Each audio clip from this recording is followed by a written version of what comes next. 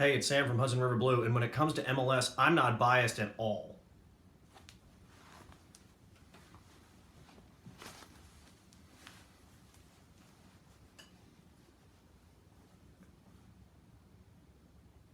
So we're almost ready for MLS Soccer 2016. Of course, games kicking off all over the country, all 20 teams playing on Sunday afternoon, and of course, New York City FC gets going on the road against Chicago that same day.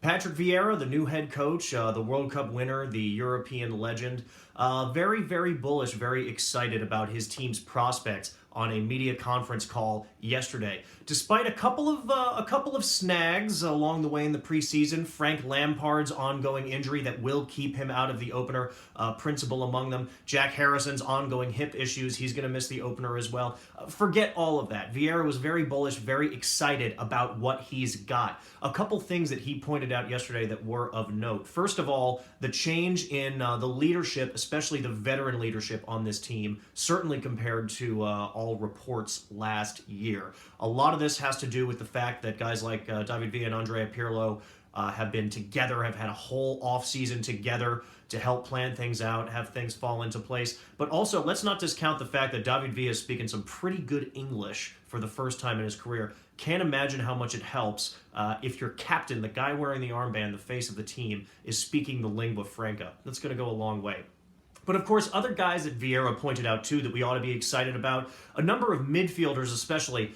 He actually singled out Mikey Lopez 2 different times on his own accord over the course of the media conference call yesterday. Lopez is a guy that we got to feel pretty high on. He's a ball chaser. He's high energy. Figures to be a guy that'll be coming off the bench possibly when everybody is back from injury. In the top squad, he may find himself shipped off to Wilmington and USL. But in the meantime, he's somebody that runs around like his hair is on fire. And trust me, given the sluggishness, the slow starts that this team had to sustain for much of last year, that's going to be a welcome change indeed. Also singled out guys like Mix Diskerud for his toughness, his stamina. Tommy McNamara for his creativity, his inventiveness. Kwadwo Poku, we all know the things that he can do. These are guys that are all going to be counted on significantly this year. And speaking to guys like Diskerud and McNamara, we heard them and others say to the media over the course of the week that they're very happy to be playing in much more natural positioning on the field. Of course, last year,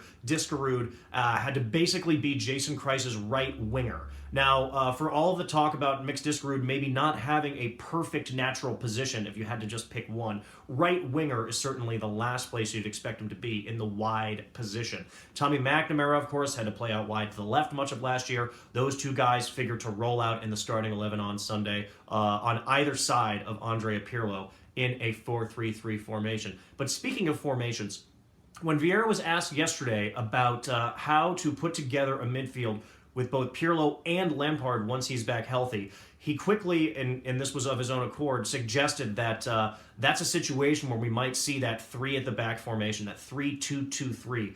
2 holding midfielders, 2 more guys in the middle, and then a front 3 attacking line. So really, you need 4 midfielders at least, to be perfectly honest, if you're going to be playing Pirlo and Lampard at the same time. They require a lot of defensive shielding, a lot of maintenance in that regard, in order to put them in a position where they can do the things that they do basically better than just about anybody else. So really, the overall message from Vieira yesterday, a lot of excitement, a lot of confidence in his guys. He wasn't so interested in getting results over the spate of preseason friendlies in which the team won 5 and only lost 1. He was more interested in seeing what he has, and it sounds like, based on how effusive he has been about the ranks, especially the new signings, a lot of these midfielders, a lot of the veterans coming back and providing some leadership and training.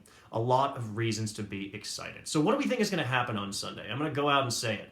Chicago's most promising player was Harry Shipp. He doesn't play for them anymore. New York City's going to win 2-0. Everyone's going to be really happy, and we will be rip-roaring and ready to go for the March 13th home opener at Yankee Stadium against Toronto. Until then, this has been HudsonRiverBlue.com season preview. Thanks so much for clicking on. A lot of cool stuff to check out on the site, including a number of very exciting new writers, new talent, tossing around a whole bunch of exciting features on the site. So we hope you'll check it out because we've gotten a lot of good comments, a lot of good feedback over the course of the week, and we want to keep on rolling as we get into the season. Thanks so much, and until next time, peace, love, and